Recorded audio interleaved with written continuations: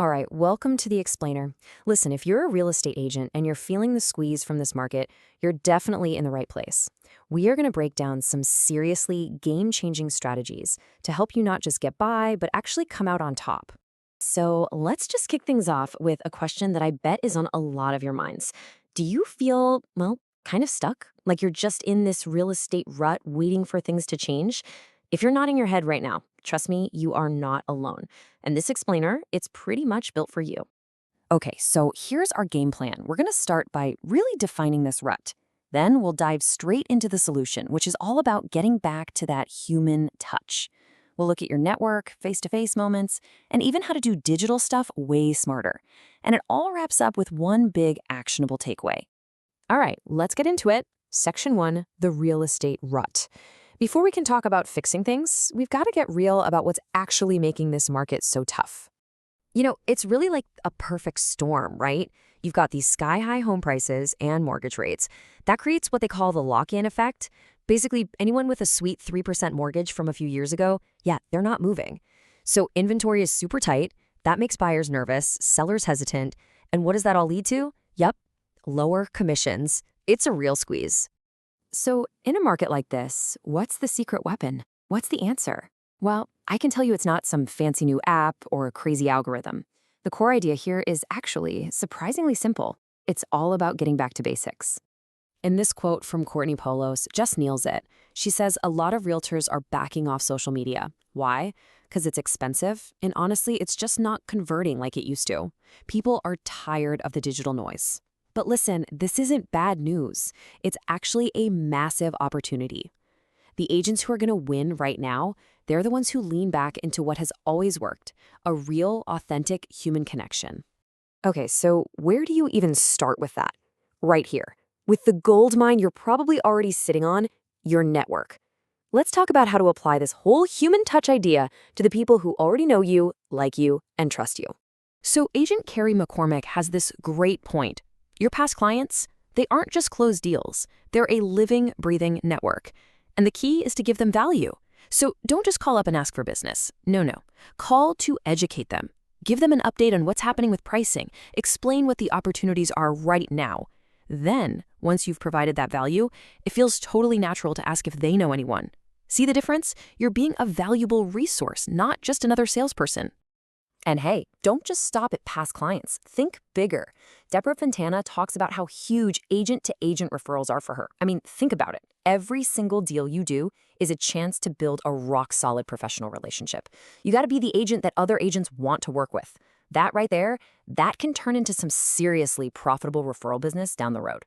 Okay, so let's take this whole idea offline. Because look, calls and emails are great, they have their place, but nothing, and I mean nothing, beats that face-to-face connection. So let's look at how the top agents are mastering these in-person moments and turning them into actual leads. I know, it might feel a little old school, but the classic open house, it's still one of the absolute pillars of lead gen. And why is that? It's simple. It's one of the few places you get to have real, organic conversations with people who are literally out there actively looking at homes. You're meeting motivated buyers on their turf. It's perfect. And check this out. This is how you put a modern spin on a classic. Jeffrey St. Armand's team doesn't just do an open house. They turn it into this brilliant neighborhood farming event.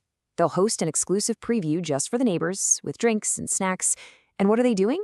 They're showing all those potential future sellers exactly how well they market a home. It's just a genius move. And please, whatever you do, don't get stuck in that Sunday 2 to 4 p.m. box. Case in point, Christine Dupont Patz had one of her busiest open houses ever, and it started at 9 a.m. on a Saturday.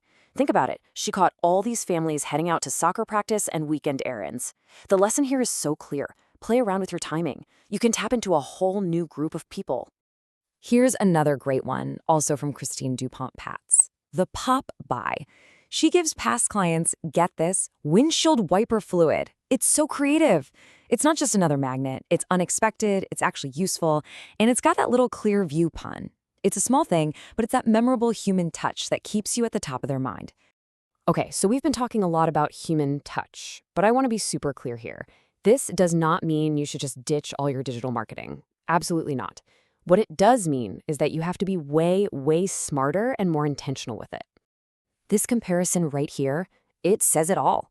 The old way was just post something, anything, every single day just to be active. The new way, the Sirhan way, is about quality over quantity. We're talking 2, maybe 3 really high-quality posts a week. And you're not just posting about the house. You're telling the story of the lifestyle, the neighborhood. You're hooking people in from the very first second. And here are a few more really sharp digital plays you can try. Instead of just listed, try posting about a real buyer's wish list. You might just tempt a seller who wasn't even thinking of moving. Or get personal. Join online groups for your actual hobbies, like Deborah Fantana did with her mahjong and kitten rescue groups. That's where authentic connection happens. And finally, a forward-looking one. Start thinking about how to tweak your online stuff so that AI search tools can find you more easily. Super smart. Okay, we have covered a ton of ground, right? From face-to-face stuff to being smarter online, so let's boil all of this down. What's the one big idea, the one actionable takeaway you can start using, like, today? Here it is, the bottom line.